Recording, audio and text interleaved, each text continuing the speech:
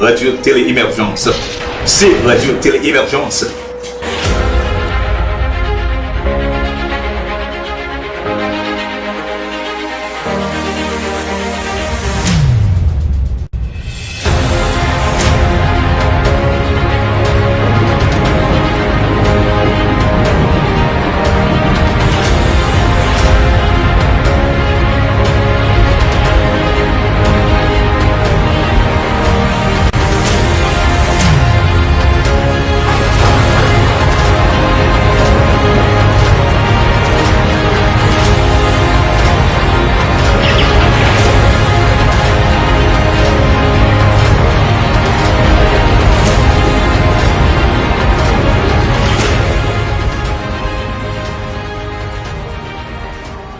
Besoin d'un professionnel réel dans les affaires d'assurance parce que dans les affaires d'assurance, pas de avance, libre en chance. Nous recommandons rien seul là, Jean-Claude Jonassin, maître question dans le domaine d'assurance. Quelle que soit l'assurance, assurance machine, caille commerciale, vie, santé et la trière, prix compétitif. Là, dans First Class Insurance and Financial Services, il y a un professionnel courtois, compétent et conséquent capteur là. Jean-Claude Jonassin, First Class Insurance, 6003 Babcock Street, Southeast Palm Bay, Florida, 321-727-8142. 321-727 8142, First Class Insurance, c'est lui, oui. Ou besoin d'un professionnel réel dans les affaires d'assurance parce que dans les affaires d'assurance.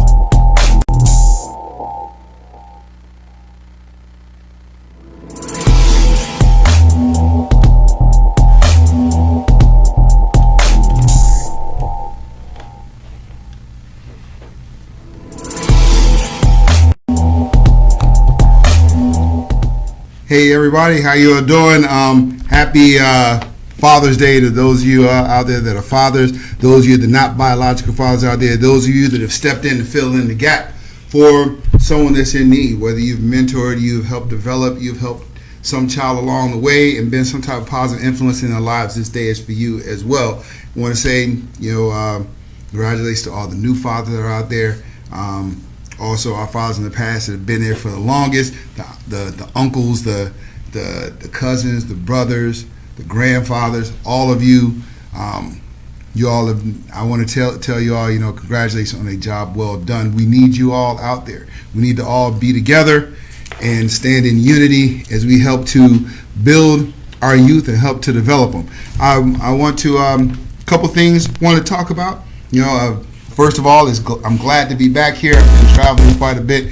As some of you all know, they've been following me and everything. I've been traveling to a lot of different places. This weekend was a very good weekend. I went to, there was a family reunion from my wife's side of the family, and it was an awesome event. Had a chance to actually saw the family tree, and it's like 5 or 6 generations there or more that were there, and kind of heard like a lot of the stories, and it's important for us to know our family and the lineage and where we come from, and just know that we're part of something much bigger than ourselves, and to see unity, everyone coming together in fellowship. We always say that why is it that we always come together only in times of funerals? However, This was an event where everybody was actually able to come together and rejoice and have fun together. We did a pool party. We did decades dance thing, and then there was a prayer breakfast on Father's Day, a breakfast where they actually honored all the fathers and stuff that were out there, and it was just a joyous event, and it was great, as I said, for everyone to see fellowship and people to come together in unity and to actually just celebrate the ancestors and celebrate one another and accomplishments that we've been made, and also to influence our younger generations that are going to follow behind us as we pass the torch on to them, as they can actually see the lineage and actually where they came from. So I thought that was a great thing, and I encourage you all, and I mentioned all that to say this: those of us that are fathers, we have a significant impact on our families. We have a big impact on our lineage, on our youth, in our families, and to set the stage, to set the standard, and the bloodline, and ensure that our offspring know where they come from, and that they matter, and that they're important, and that they can, achieve different goals, and that they have our support behind them, because that paternal influence, and I'm not downplaying maternal influence as well, which is the nurturing aspect, but that paternal influence can truly change the trajectory of a child's life, whether it's male or female, and set the pace for how they move forward and carry on their own lives through the example that we see. Because kids they won't remember so much the words we say as they see the example that we set for them. And so it's important that we're very aware of that. So now, as we talk about that, I want to ask you all that are listening, one of the topics of discussion, what is your opinion, or what impact do you believe that males have had in your life, whether it's an uncle, it's a brother, it's a cousin, grandfather, a father? What's some of the impact that they've had on you? Kind of set the trajectory of how you either engage or raise your children. And I encourage women call in as well, and let us know how your male influence or your male role model has impacted you, and maybe set the standard for maybe your expectations in the men that you've encountered in your life, how this person set that standard for you, or if they didn't set a standard. Would love to hear that as well. Just how, because we as men have a responsibility. Now, surely I'm not going to sit here and say we all live up to the responsibility that we do have, but I will say that doesn't negate the fact that we all do have a responsibility to our youth and those that we interact with. So we need to be aware of that. Another thing that's makes today very special as well is that today is Juneteenth. Juneteenth is basically a time to celebrate the end of slavery, the official end of slavery. When I won't say really verifiable, but the last group of slaves were actually notified that they were free. And so as a result, this is a holiday that's been going on for many years. However, it was most recent. 5 Gum is for the 5 seconds before a thrilling moment, a new adventure, an experience outside your comfort zone.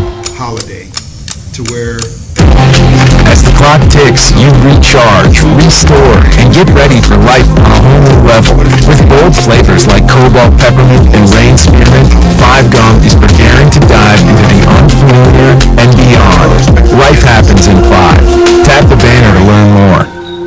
Is your business celebrating the day tomorrow? Do you all have the day off? And then what are some of the things that you're doing for this holiday, to acknowledge this holiday? I would love to hear that, because and what does this day mean to you? Because it means a lot to a lot of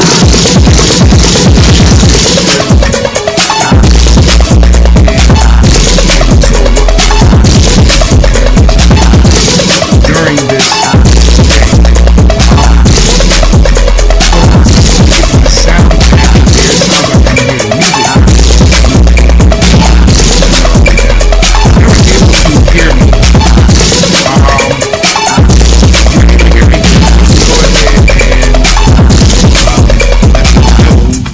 hear me or not, or is this music too loud and playing over, make sure that you all are actually hearing what I'm saying. If here where it says okay, music is too loud, is it turned down now? Or is the music turned down, or is it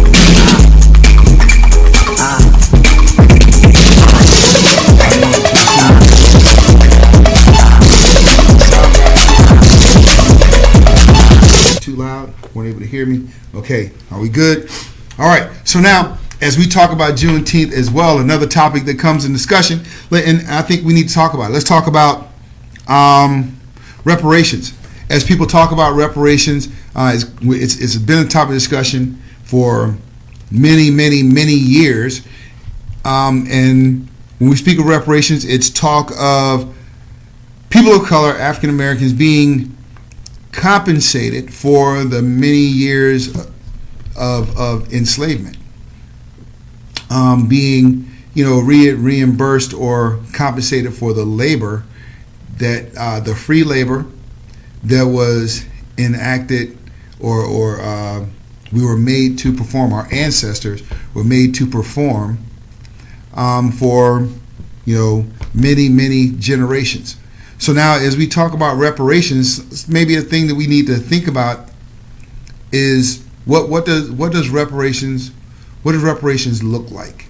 What will reparations actually look like if the government were to say, okay, yes, we're going to provide reparations to the people of color for their ancestors who were enslaved? What is that going to look like for us? Now, I encourage you all to call in. We can have this discussion. The number is 321-216-6279. But yes, I would love to know what is reparations going to look like. Is it going to look like, now if it's let's just say hypothetically it is, let's say $500,000. So now if it's $500,000, okay, and everyone gets this $500,000, what would that look like?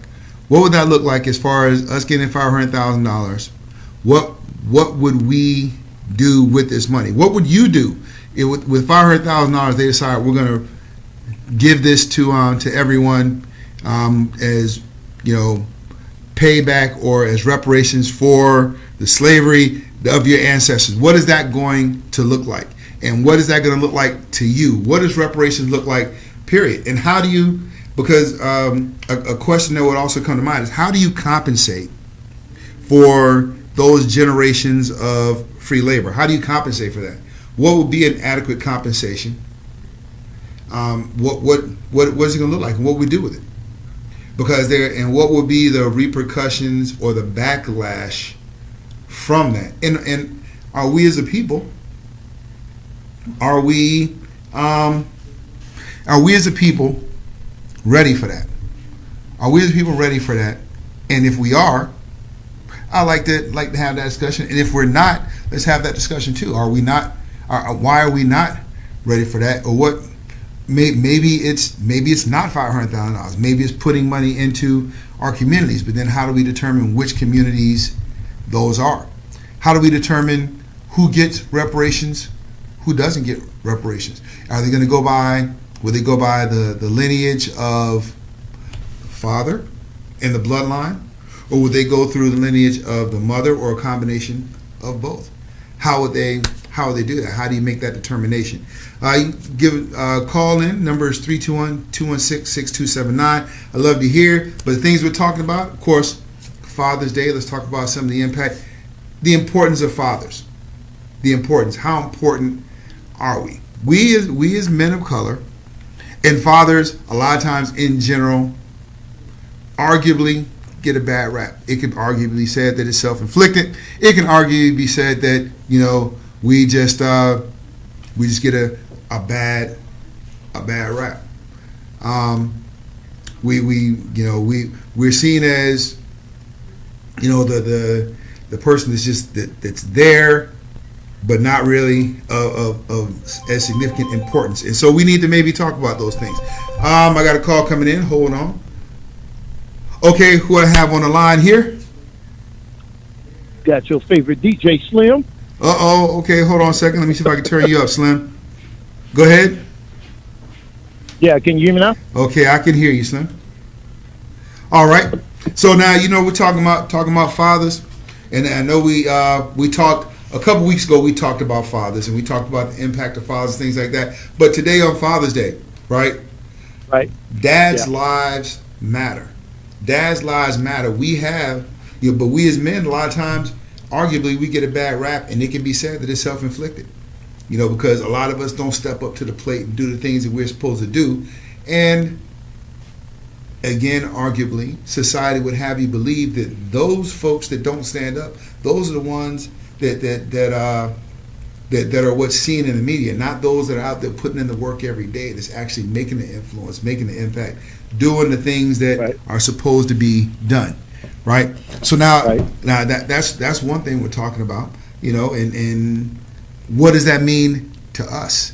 And then another topic of discussion: reparations. What does reparations look like? We talk about reparations, and of course, we know it's Juneteenth, and it's the time that the last group of slaves arguably were notified that they were free. So, Right.